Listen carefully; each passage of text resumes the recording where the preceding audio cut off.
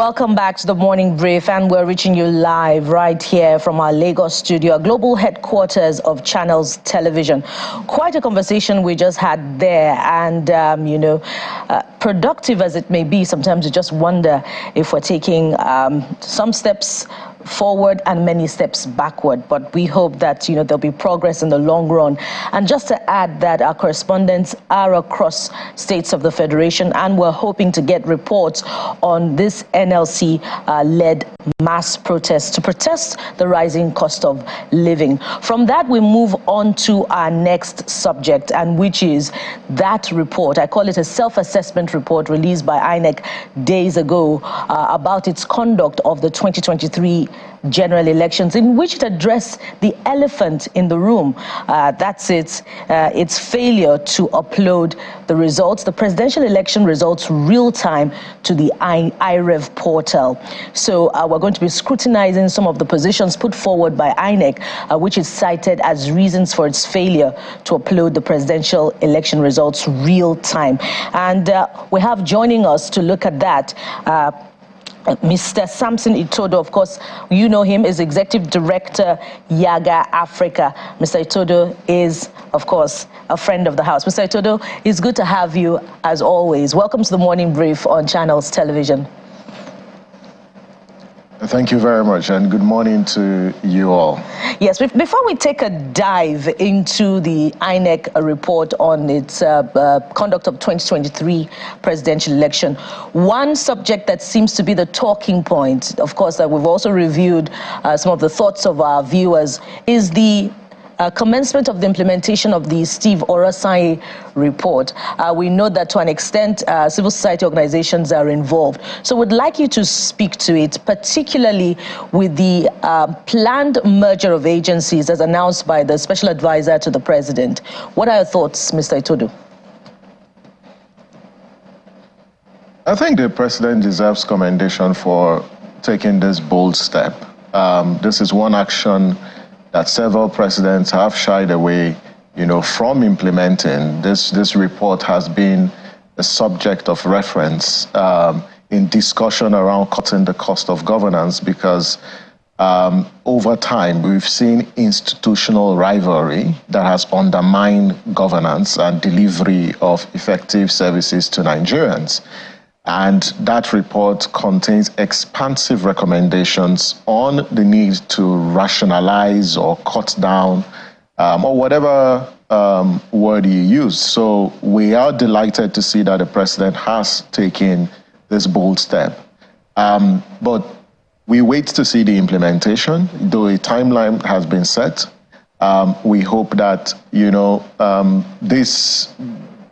these institutions that will be merged or will be subsumed other agencies, or some that will be scrapped, implemented. One, I think it's important to note that from what we have read from the presidency, it appears that the recommendations are not adopted whole scale. And what I mean is there are more agencies and institutions that should be scrapped and should be merged. But the list that we saw, in my understanding, it's not exhaustive. So will we expect more rationalization? I think this is a question that the presidency needs to answer, but it's good they've taken this step, but there are more agencies that should be scrapped. And if you situate this within the context of cutting the cost of governance, looking at the number of agencies and institutions, I think that we need to look at the cost-benefit analysis of this rationalization. How much is the country going to save from this particular action taken by the president? And is it significant?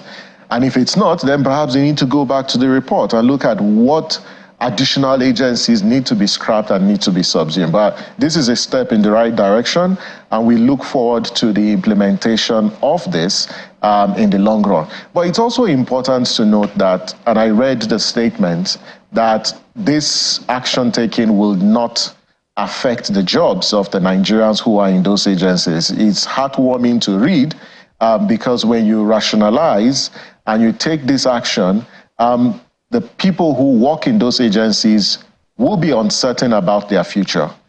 And if I follow the discussion that you had in the last segment about, the socioeconomic conditions of Nigerians, we don't want a situation where this action will plunge Nigerians into more poverty. And so whatever action that is taken, there has to be a safety net for the Nigerians who work in those institutions. Well, rationalization is the key word from what you have said, Mr. Itodo, and it speaks to some of the concerns that Nigerians have expressed about the possibility of the mergers burgeoning the newly expanded agencies, and if that would lead to the ultimate objective of cutting the cost of governance. But we'll see how that goes. Let's now delve into the INEC report. First of all, let's look at funding, perhaps before we begin to look at the explanations provided by INEC.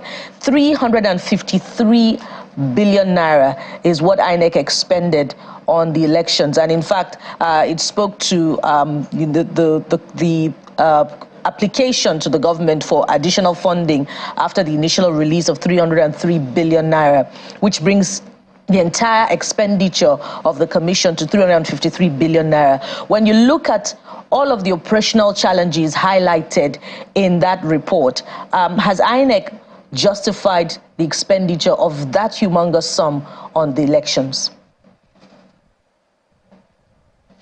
Well, when you look at cost of elections in election management, you have to really unpack what the cost entails. One, it is complex, to conduct elections in a country like Nigeria. Why? Because of our population, but also our geography. Now, what the public needs to understand is that for every one voter, the country spends between $8 to $12 on each voter. And what that means is in the last election, every voter was entitled to 5 ballot papers. And these are the 93 million registered voters are entitled to 5 ballot papers, 1 for president, 1 for Senate, 1 for House of Reps, 1 for governor, and then 1 for state House of Assembly, especially in states where governorship elections held, excluding the 8 states in the off-cycle route of elections. Each voter is entitled to a voter's card, especially those who were registered post the 2019 elections. That itself cost a lot of money. Now, when you look, at voter registration, you look at the deployment of technology, because a large chunk of that money was expended on 2 things. One, the technology, and in this case, the BVAS deployed, because close to 40%, 35 to 40% of that budget was expended on the technology. And then the personnel, because we required over 1 million human beings, Nigerians, who were paid, allowances, whether training or election day allowances for what? For the conduct of elections. So elections actually are a very expensive endeavor. And these are, when we talk about the cost of elections, we need to factor this in to this conversation. And the big questions Nigerians are asking is whether, based on the outcome of the elections, INEC has justified, the spending. And they have every right, to make those claims. First, if you spend 30-something% of your budget on technology, so BVAS, and the question is, did the BVAS, deliver on its promise of deepening the credibility of the elections? Did the BVAS successfully upload results on the INEC results viewing portal for the public to see? Because these are taxpayers' monies that have been expended on elections. And I agree with those who feel, that the conduct, of the last elections though adjudged as the most planned elections, and the way the logistics were managed didn't meet the expectations of Nigerians. And Nigerians have a right to ask the question as to whether the outcome and the way this process was conducted justifies the kind of investments that are made. And you need to also look at a myriad of factors that could have been responsible, for this. But I dare say that as we have this conversation, we need to be more nuanced, that there's a lot of wastage, in our election management system. And I give a classic example. If you spend these huge amounts of money, deploying election officials, and these same election officials are engaged in undermining the integrity of the process, these same election officials, are engaged in falsifying election results, these same election officials, are in cahoots with politicians to undermine the credibility of elections. I don't think that it is fair to Nigerians to continue to make investments in people who subvert the process. And I'm not saying all the election officials deployed in the last election are, corrupt or undermined the process. But there are INEC officials, ad hoc officials and permanent officials, including coalition officers, who undermined the integrity of the last elections. And they are paid with taxpayers' money. And Nigerians have a right to ask for accountability. What has happened to those election officials? When you look at the BVAS, the data is clear. The BVAS performs 3 different functions. And when it comes to the accreditation of voters, our findings are to the effect that the BVAS performed optimally in accrediting voters, and it limited voting by proxy, it limited padding of turnout figures in the last elections. We didn't see these, huge amounts of turnout in several states across the country. Why? Because the BVAS functioned optimally. But when it came to the transmission or the upload of results, this is where the BVAS failed and the IREF failed substantially, especially in the upload of presidential election results. And INEC has advanced explanations, but I think there is more that needs to be told with respect to what transpired with the IREF. All right, Mr. Itodo, so now that you've mentioned it, so let's get to those details. I know there was so much of technical explanation that lay people may not understand. I don't know whether you could help us make sense of the situation. I know there's a line that says, attempts to upload the presidential election results, which does not belong to or map to any state on the database, failed. And it returned the HTTP, server response, that's in error.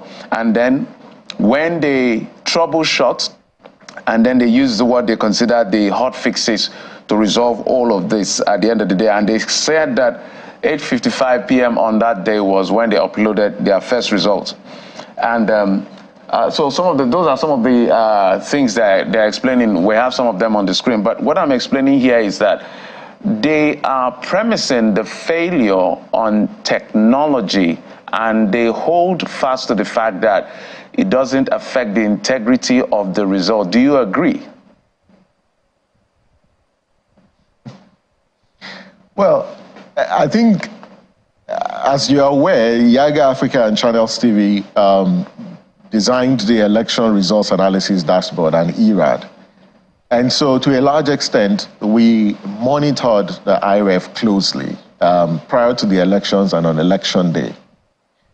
And I've read the explanation by INEC as stated in the report. And there are 3 questions. Yes, they attribute it to HTTP error, which provides more information about, explaining the whole technical glitch in the statement issued by INEC. But the question is, if this is a technological error, was it accidental, or it was triggered by either the lack of or incompetence of those who were managing the system, or its negligence? I think these are fundamental questions that need to be answered. Yes, systems do fail. As we know, technology is not a silver bullet. Technology fails. Your phones that you use, they fail due to one error or the other. But there must be explanations for it. So when you talk about the base results, based on the report, that the base results were on the database. So how does this happen? You have the BVAS machine, you take an image of the results sheet, it uploads to a database. Now, and I don't want to go too technical, but when it gets to that database, ideally, depending on the code written by the developer, it is expected that for the database of the presidential results, the code would have lifted the results that have come from the field into that database to the database for presidential elections so that the public can now view the results. The big question is, when you said there was an error, was it attributed to the fact that the individual or a group of individuals who were managing this, erroneously wrote a code that didn't perform that function, or it was, just a function, of a system error? Because there has to be a detailed explanation. And so my sense is there is more in that space that INEC needs to explain to Nigerians. Right. Perhaps when it releases its review reports, it will provide more information. But I don't think that we are satisfied with this explanation. And perhaps maybe the commission would have also mentioned the individuals who were behind this, and if they found them complicit, as opposed to the comments that it has made with respect to the HTTP error. There is more there, and I think that we are going to engage the commission, to provide more information. On the aspects about, whether it impacts on the credibility of the election results. In elections, perception is critical. And I say this with all sense of responsibility, that a failure of the IREV to publish presidential election results cast a blight on the credibility of the elections, because it made it difficult for citizens to believe. And even at YAIGA Africa, a range of civil society organizations have clearly stated that in several reports, because a lot of public expectations were raised, on the IREV and its capacity as a game changer to inspire confidence. Because prior to the 2023 elections, when INEC deployed the IREV was one tool that inspired public confidence in the outcome of the Ekiti, of the Osun, governorship off-cycle elections. Right. And when it came to the presidential, when it was clear that the results, even though election had been concluded across the country, were not being published on the IREV, it dampened, and hurt public confidence, in the electoral process. And so I expect, that as we review the last election, we have to be circumspect about how we measure the credibility of the last election. Well, because as an institution, you can claim that the outcome is credible, but if the public does not trust, the process, then you may just be living in your own echo chamber. Especially when you consider that the public, or at least the way the public perceives the process, is a key component of credibility anyway.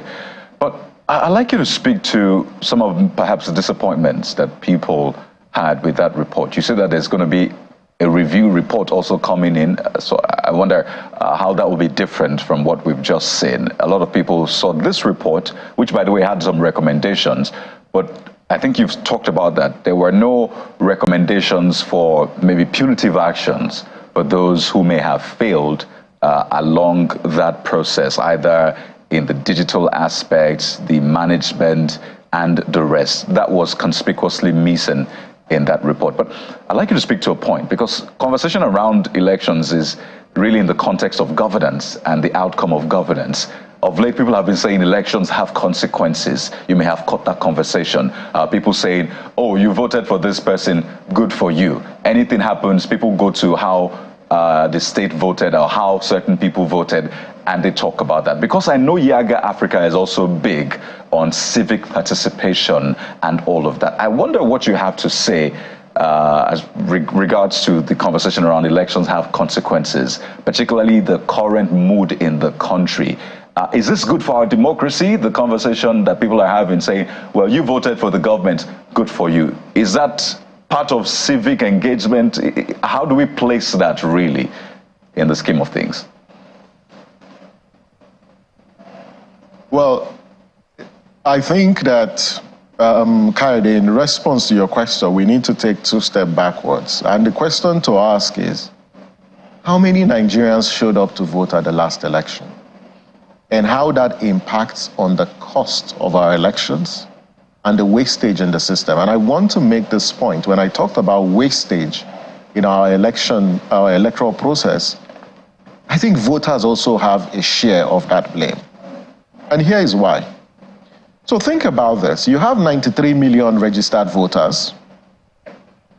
Each voter entitled to five ballot papers. Those ballot papers are papers produced with taxpayers' money. So in the long run, we would have had close to 400 million ballot papers produced, over 400 million ballot papers produced in the last elections. If you check the number of people who showed up at the elections, 27, 25, 26, 25% of people showed up.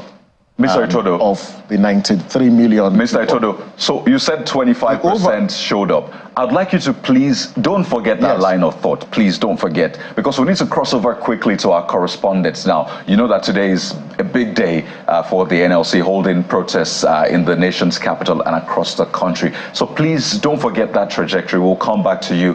But let's link up with our correspondent, Itodo, who is live in the Ikeja area of Lagos State. Dari, good morning. I know it must be, quite a day, really, that you're anticipating. But tell us what exactly is going on where you're at in Ikeja with regards to the protest which we're expecting today by the NLC. Yeah, thank you very much, Kayode. Just like you have said, it's a busy day, and on my right now, you can see members of the labor union gathering already. They're gathering momentum. We are live at the Ikeja underbridge. So this is what has happened this morning. Of course, many of those people who are going to be joining this protest said they will be moving from this point to the State House of Assembly in Alausa. You can hear that, of course, this is expected with protests. There's always this kind of music is blasting really loudly, but I'll speak through it. Just like we've already been established before now, the TUC and some other CSOs won't be joining this protest, but I have right here with me Professor Adelaja Odukoya, a member, is the zonal coordinator of ASU here in Lagos, and he'll be talking to us about what his group is actually, the reason why his group is joining this rally this morning. Good morning, Prof. From what the federal government said before now, they said the NLC, the point raised by the NLC, some of them have been addressed, at least 80% of them have been addressed. Right now, some members of the union of TUC and some CSOs have pulled out of this protest, but you are joining. Why, sir? Thank you so much. ASU is joining this protest because our union is an affiliate of the NLC. And when NLC, the Nigerian Labour Congress directs, we obey. So, and apart from that, by our own constitution, we are dedicated to the protection, defense of the condition of the Nigerian people. And again, we are equally committed to the Nigerian project. And more fundamentally, as a union, our members are actually suffering almost more than any other segment of the society, and in silent too of the deteriorating economic condition. For example, we have said it over and over again, our members are still on the same salary they have been since 2009. And And that is terrible. A professor at bar, that is a professor that can never get an increment again, is earning less than, is earning just about a party 416,000 naira per month. And when you convert it to the exchange rate, that is barely $213 per month. So a professor in 2009 is richer than a professor today because he's still on the same salary. Then again, the country is in scramble. Our economy is in comatose. So as a responsible union, we have to obey the Cameron call to join this protest so that we can call our leaders to duty. Let them do what they have to do and change the condition of the poor masses. That's why we're here. So this is a one-off protest. I mean, they're expected to move from here to another point. But how far-reaching do you think this will be, especially for the government to actually listen to the yearning of the unions? This is a democratic government, and the President Tinubu is supposed to be a Democrat. So we want to believe that will be a remarkably different from what we used to know. Either to government have always turned deaf ears to the cries of the people.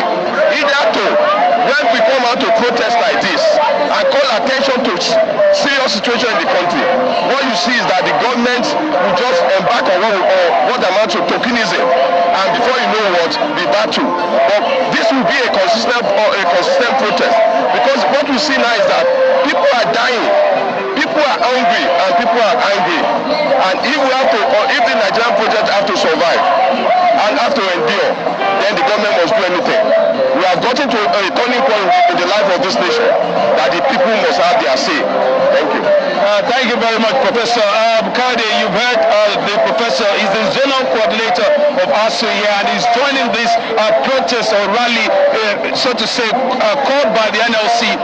Right now, we're still waiting for more of the union members to gather here at the convergence point in Ikeja. They're expected to move about 3 kilometers from this point to the State House of Assembly in Alausa. One other thing I can tell you about security is that there's a heavy security presence at this point and at every junction of the 3 kilometers stretch. So just like the police have promised that they would ensure that this is peaceful, and so far it's been peaceful. Thank you so much, Dare Dowu, for that update.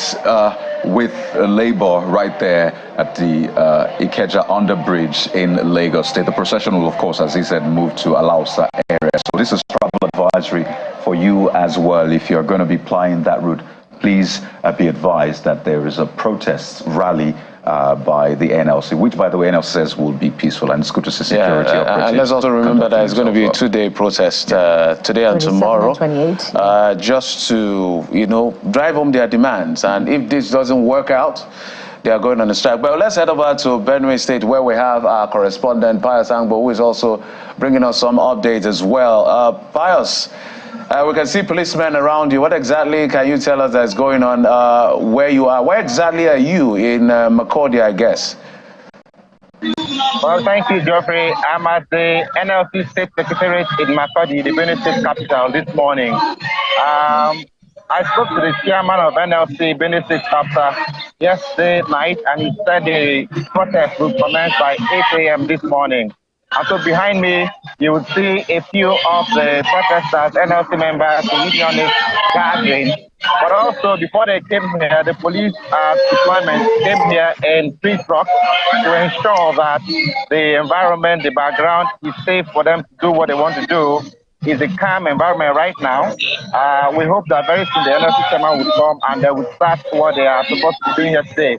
Nobody's antagonizing anybody, as I understand at this moment.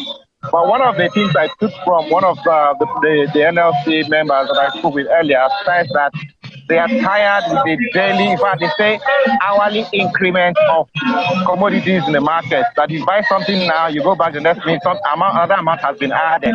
And that cannot continue in the state of economy they are, where their salaries have not increased in commensuration to their expenditure. And so they want a review of their salary to meet the high cost of living in the country today.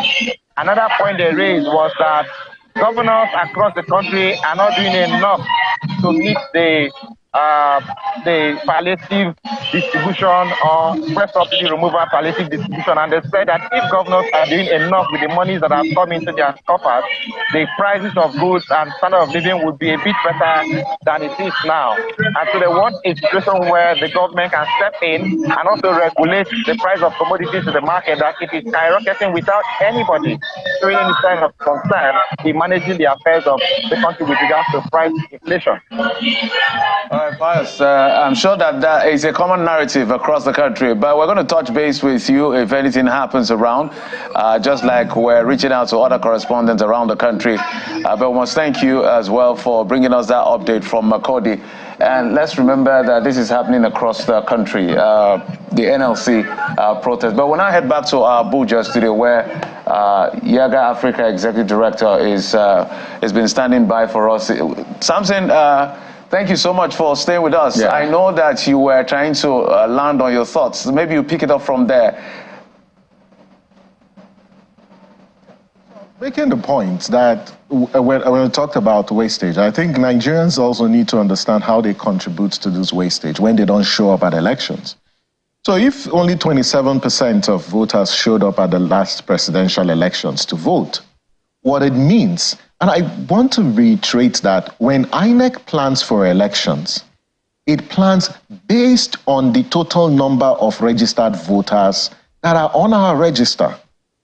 And so if only 27% of people showed up, what that means is that over 200 to 300 million ballot papers were wasted.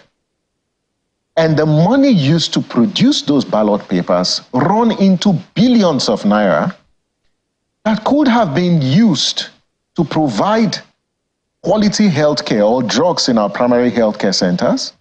It could have been used to do what? To pay school fees of the indigent in our society. It could have been invested, in systems that provide social protection, for people. And so when people don't show up, it comes to the country with a cost. So Nigeria has wasted billions of naira because voters refuse to show up at the last elections. So it's important that if you're not showing up at elections, you're actually wasting the resources that have been expended on providing voting materials for you at elections. And that money could have been invested, somewhere else. So, Kayode, when you say, elections have consequences, of course they do have consequences. That's why the whole concept of elections, it's a process for electing leaders that can take decisions on your behalf and solve the problems that you as an individual, cannot solve. And this is why when people go to vote at elections, the fundamental question is, what are you voting for? Who are you voting for? And these are two different things, because often when we go to vote at elections, we are voting based on certain primordial sentiments. And that is not what will give you the quality and the transformative and accountable leadership that you require. This is why issue-based politics has to be central, to our democracy. That we hold leaders, to account prior to the conduct of elections. What is their blueprint on how they're going to lift people out of poverty? How are they going to generate the resources, to solve the problems that people want solved? And I also want to make the point that whether you voted the current president and his party in office, whether you voted the current governor of your state and his or her party, whether you voted the legislators in the National and State House of Assemblies or not, they govern for the country. And it doesn't matter whether you voted them or not. They hold positions in trust, not for the people that voted them into office, but for the constituencies that they represent as well as the country. So every Nigerian does have a right to ask those fundamental questions. And for those who are in leadership, they need to know that they don't serve the interest of a section of society. They serve the common good. And when we say it's the common good, it's for everyone who is a citizen of Nigeria. So voters need to know, that when you vote, at elections know that politics determines everything. This is why you should show up. This is how you should ask the difficult question. But democracy does not start and end with elections. Elections are over. It's time for governance. You have to ask leaders questions about what they are doing, to ameliorate the harsh economic conditions that we are experiencing. And this is why, personally, I stand in solidarity with, the NLC and the civil society groups across the country who are asking this question. That is what democracy is about. But government also has a responsibility to communicate effectively to Nigerians what actions it is taking to resolve this issue in the short term, in the mid-term, and in the long term. But also that the decisions, the policy decisions it's taking, will have effect on the livelihood of Nigerians. Yeah. And so when we talked about cutting down the cost of governance, there shouldn't be any discordance or dissonance in what policymakers profess in public as well as their actions. And I see that, yes, the president is taking actions to merge or to align with the policy statements he has made, but he's got to do more. Because these agencies, that have been merged, they aren't, the agencies, it's not the total number of agencies that are contained in the Orosanye report that needs to be merged, either subsumed or expunged from our polity. Yes, it's an inexhaustible, inexhaustive conversation, Mr. Itodo. And, my mind cleaved to the point that you made about, elections and wastage. So it's instructive for voters to know that their apolitical or apathy towards the electoral process indeed has consequences. There's so many other areas to touch, but we must leave it there for now. We want to thank you very much, Mr. Samson Itodo, Executive Director, Yaga Africa. Thank you for your time and contribution on the program. Thanks for having me. Indeed. So we're still keeping our eyes on the process, but specifically the mass protest by the Nigeria Labour Congress against the rising cost of living in the country. This time around, we're turning our attention to Rivers State, where our correspondent Deborah Agbalama is standing by to bring us up to speed with what exactly is happening there. Deborah is at the NLC Secretariat in Port Harcourt. Hello, Deborah. It's good to see you. Looks quite calm where you are. But report, what updates can you bring us as far as the NLC protest is concerned? Good morning, Bukola. So as you can see, it's calm. There are actually no crowded people here yet. They're coming in pockets, and slightly people are beginning to fill up the compound. But the police is here, as you can see. I earlier sent videos of the police arriving. And so for now, this is what it is. The chairman of the NLC in Rivers State spoke with me last night and told me this convergence will happen from 8 a.m. to take off from here, then to other destinations. But arriving here before 8, and it's past 8 already, getting to 9, still don't have the expected crowd here. However, I spoke with him and he said, perhaps the meeting the NLC had last night, which the outcome was a bit late, the news perhaps might have not gone round enough. So they are circulating messages that the protest is holding, because everybody was on standstill waiting for the outcome of that meeting last night. But apparently the meeting ended in a deadlock. And so they're stating the protest to commence to still happen today. So hopefully before 9 o'clock, or perhaps we'll soon have the crowd expected. I'll keep you updated as events unfolds. All right. Just before we let you go, Deborah, what can you tell us about how Rivers citizens are processing this planned protest by the NLC? I actually did a report sometime last week on the hardship people are going through. I personally went to the market to hear firsthand information of how the sufferings of Nigerians are going. And as well, I had interviewed with some civil servants, and sincerely speaking, they are gearing up for this. A lot of them had the fear that NLC will back down at the dying minutes, and they all expressed that fear that, we will all be gingered up for this. And then a night before the protest will hear they've called it up, but they are very ready. The hardship is real. It's biting hard. My own first-hand information from the market, prices are tripled, and what you can buy before for maybe 80 naira, you have to do over 300 naira or close to 300 naira for that same product. So it's really hard, and they are gearing up for this. And top on the matter, according to my discussion with the NLC chairman, is the fact that when, at the wake of the declaration of removal of subsidy by the president, that they had a meeting with the executive council talking about the president, the ministers and all. And they did agree that there were some measures that will be put in place before bringing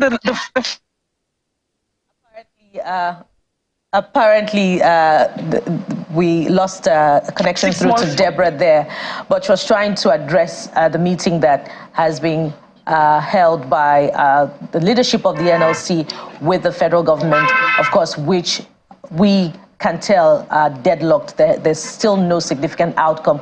But one common thread is the rising cost of commodities, whether it's in Lagos, whether it's in Benue, or even in Rivers State, where we heard Pius speak to hourly increase in the price of commodities. So the situation is the same. We hope to get updates from Rivers State and indeed in other parts of the country. When we return, we're going to be switching gears to something that is more lighthearted, but of course also revolves around, the conversations around the rising cost of commodities, as it has to do with the exchange rate. So stay with us. We'll be right back.